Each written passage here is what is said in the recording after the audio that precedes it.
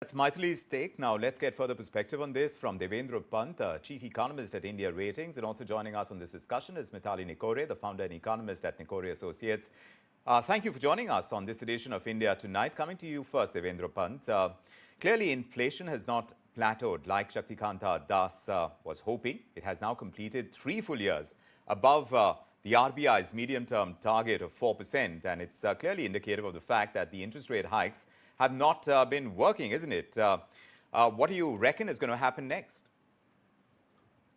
Well, if you look at inflation, I think if you look at any poll, look at any expectation of the economists, it was an uptick in the September inflation.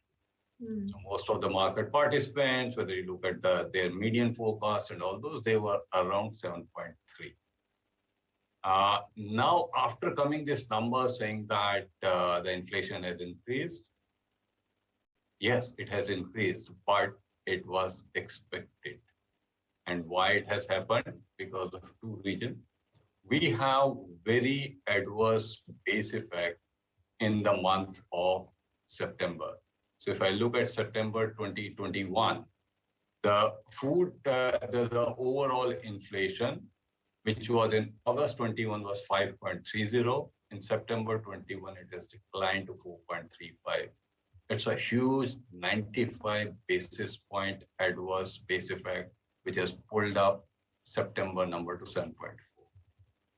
So this is point number 1. Sure. Point number 2, yes, it has from January 2022, it is in excess of 6%. 3 consecutive quarters have reached 6%. Yes, it has raised. Yes, RBI has to write to the government and say what they had done and what they plan to do. But if I look at on the quarterly basis, there is a slight hope. Yes. A glimmer of hope. Because if I look at first quarter 23, that is April, June, yes, the inflation was 7.3%. Whereas if I look at the second quarter, the inflation has declined marginally to 7.04%, a decline of 24. Let me take that across to Mitali and see whether she is as optimistic. Mitali, of course, now the RBI will have to write to the government and suggest remedial actions. The RBI will have to propose this to the center, how they plan to control inflation, because whatever they've done so far has not worked. What do you think could be those remedial measures, and what is the time period that they will look at to control the rise in prices that they've been trying to control? Thanks a lot, Vikram, and very nice to meet you, Dr. Pant. I mean, this is a very interesting discussion and time that we are experiencing. It's quite unprecedented because the US inflation rates and also the strengthening of the dollar are actually 2 sort of trends that the RBI actually cannot control. And today, actually, we've seen that the government is combining fiscal measures with monetary measures to control inflation to some extent. Because if you see, a 22,000 crore package was announced for the oil marketing companies for them to, mop up their losses that have happened owing to the controlled price of LPG, which has actually prevented fuel inflation from being too high. It's actually sitting at 10.4%. Now, how can actually RBI deal with this situation is looking at the smaller products within the inflation basket that are actually driving this trend.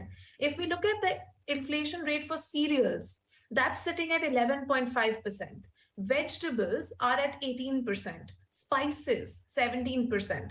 So I think it's time for us to drill down into the specific products that are causing greater distress, that are contributing to a higher inflation rate, and see how a combination of fiscal and monetary measures, like has been done in the case of LPG now, with this 22,000 crore package, can help in actually assuaging the pain of the common citizen when they are trying to buy food products, when they are trying to buy cereals, vegetables, spices, and fuel, and then look at how monetary measures can complement that, because monetary measures have a limit, but the government is going to try and should try to put more social protection measures in place in order to buttress the effect of this in higher inflationary pressure on the common citizen.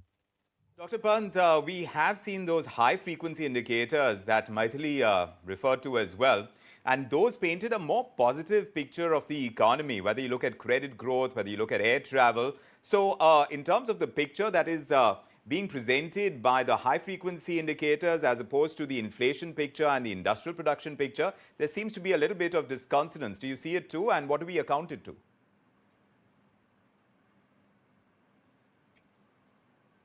Dr. Pant, that was for you. Okay, that's so.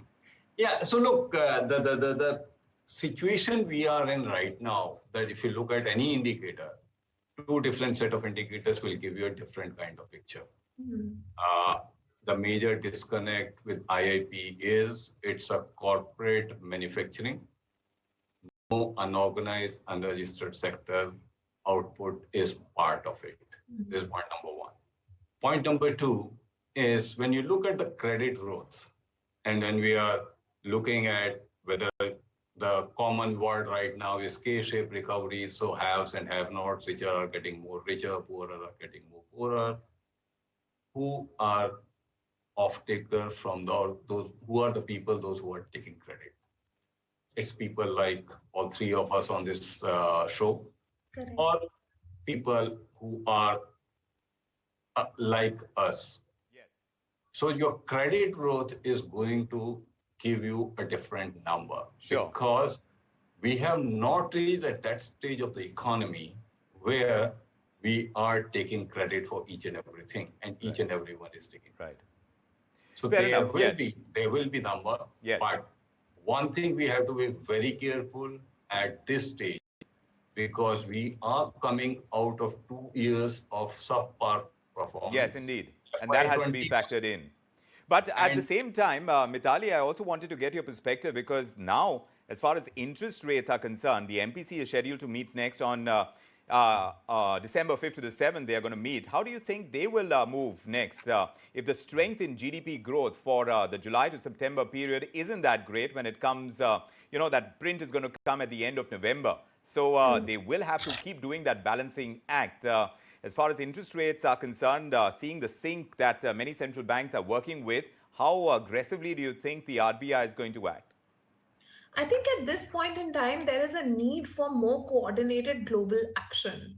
The IMF, actually issued a statement in the last 2 days praising India's efforts for controlling inflation and monetary actions to control inflation. Definitely, rate hikes can be expected, because that is, the expected reaction after this interest rate scenario, and also the inflation increases. But at the same time, the RBI has made it clear that they will try to balance the growth expectations with inflationary trends. So therefore, I think at this point in time, there's a need for developing countries to come together and actually, work together to reduce these actions that are required, work together to raise interest rates maybe across several economies at once, and have these coordinated monetary actions for greater impact. Because I don't think that countries working individually are actually achieving that same result. The result is not there in front of us. The inflationary pressure continues. Yes, indeed. Right now, we are seeing global pressures when it comes to inflation, and interest rate hikes are going to be part of the action that central banks will have to continue taking across the world. And with these elevated levels, the kind of dips that we're seeing in industrial production right now, whether India can be an outlier or not, that still remains a million-dollar question. At least that's where the hope is, though. And the IMF has talked about it, even though it's cut the growth forecast for India. We'll keep monitoring the situation. Devendra Pant, Chief Economist at India Ratings, and Mitali Nikore, founder and economist with Nikore Associates. Thank you very much for joining us with your perspective this evening.